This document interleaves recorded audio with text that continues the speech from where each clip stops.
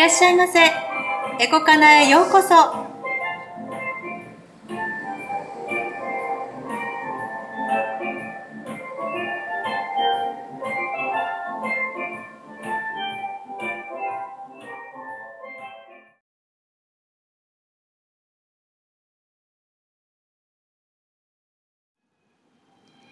これからコーラで炊き込みご飯を作ります。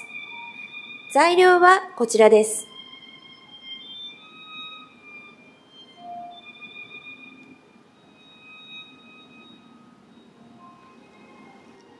炊飯鍋にお米を入れて、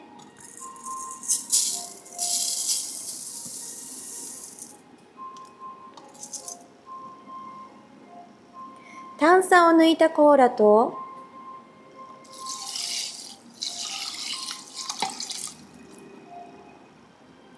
ケチャップ、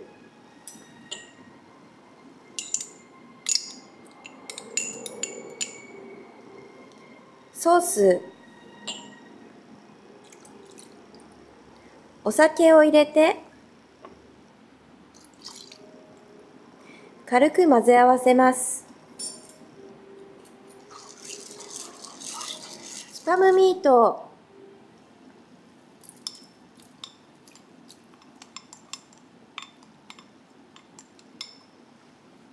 玉ねぎ、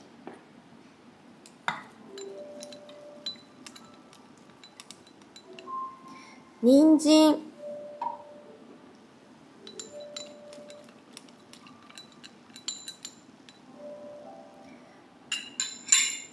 とろけるチーズをのせて、最後にバターを上にのせます。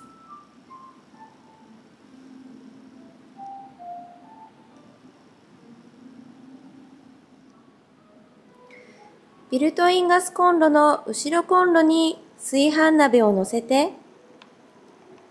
主電源を入れます。電源が入りました。ご飯マークを押します。ご飯モードです。ご飯モードが確認できたので、点火します。後ろコンロ点火しました。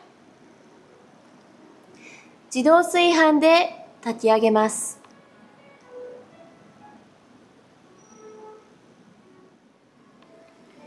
消火しました。蒸らしモードに入ります。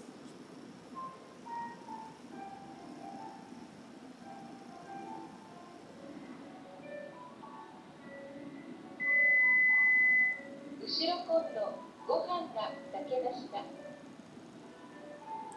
炊飯が終わりました。蓋を開けてみます。美味しそうに炊けています。